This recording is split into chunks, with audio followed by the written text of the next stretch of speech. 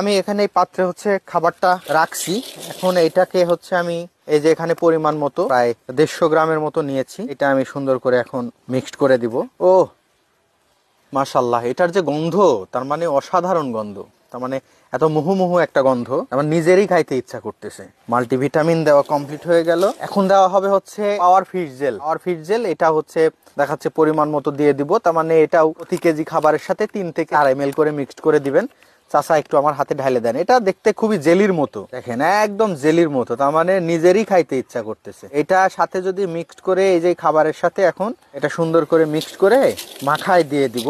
খাবারটা চমৎকার একটা খাবার উপযোগী। এবং ওই যে একটা কথায় থাকে না, আপনি সাধারণ ভাত খাচ্ছেন, ওর সাথে যদি একটু বেশি করে গরুর মাংস বেশি দেওয়া হয় তাইলে তো একটু বেশি খাইতে ইচ্ছা করবে। ঠিক তদরূপ এই খাবারটাকে আরেকটু পরিমার্জিত করার জন্য এবং মাছের সুন্দর গ্রোথ নিশ্চিত করার জন্য, মাছের রোগ প্রতিরোধ বৃদ্ধির জন্য, মাছের অ্যান্টিঅক্সিডেন্ট লেভেল বৃদ্ধির জন্য এবং মাছকে দ্রুত বর্ধনশীল করার জন্য আমরা মাল্টিভিটামিন অ্যাডভান্স জাইম, সুপার জাইম যেটাকে বলে এনজাইম, সেটা মিক্স করে দিব।